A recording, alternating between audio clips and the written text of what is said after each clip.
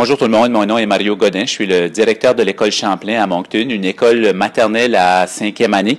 Donc, on m'a demandé de vous faire une petite présentation de quelques minutes sur notre projet de gestion formelle. Donc, on fait partie des 4 écoles pilotes du projet de gestion formelle.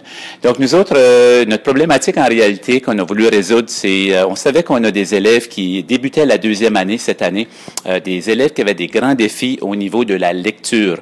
Donc, on a environ 90 élèves en 2e année. Ces élèves, lorsqu'ils étaient en première l'année dernière, on a constaté assez rapidement avec les suivis, avec des analyses de méprise, qu'il y a plusieurs élèves, même en fin d'année, qui éprouvaient encore beaucoup de défis au niveau de la lecture.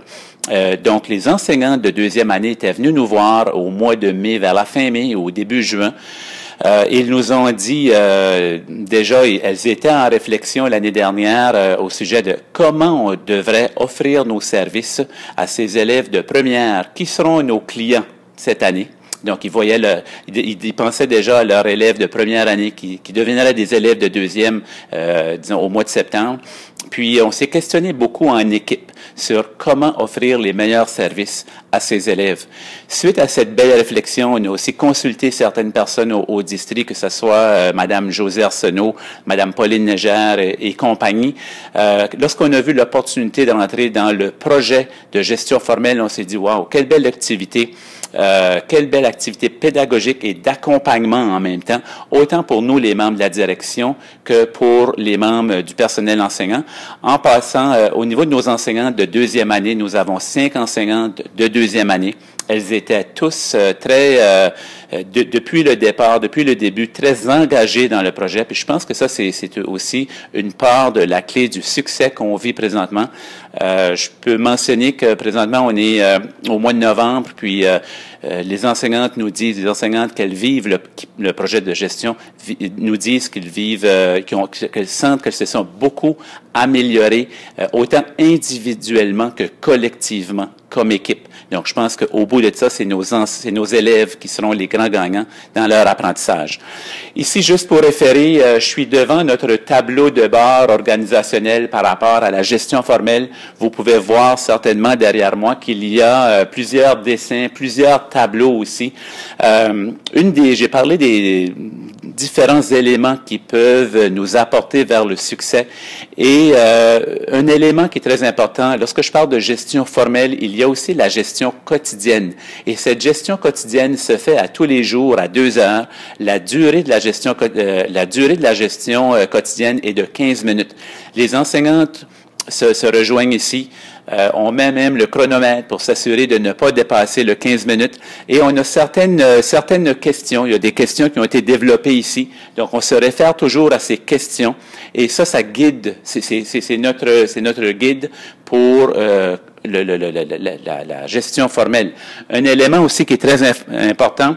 À chaque jour, on peut voir ici que ça, c'est le tableau de la semaine dernière. Donc, nous autres, ici, on parle du programme de littératie équilibrée. Donc, des volets, donc les 3 volets, lecture, écriture et communication orale, les composants, donc les 9 composants d'un programme de littératie équilibrée et aussi, justement, le nombre de blocs de littératie accomplis par chaque enseignante dans la semaine.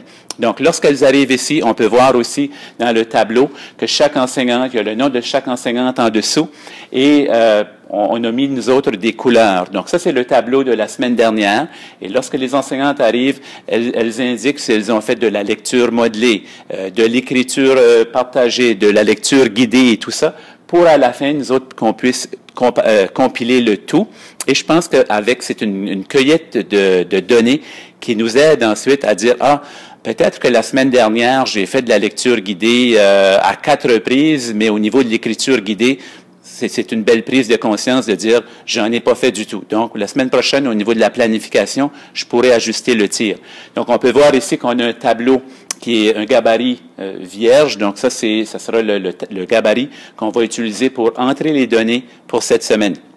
Lorsque j'ai mentionné aussi des tableaux, on entre les données à chaque semaine et ensuite on peut faire, si on vient voir ici, la compilation des données. Donc, depuis le début de l'année pour chaque semaine combien de blocs de littératie qui ont été enseignés par semaine par enseignante et aussi faire une compilée de toutes nos données. Donc, ça devient beaucoup plus visuel aussi et ça nous aide à cheminer dans le dossier.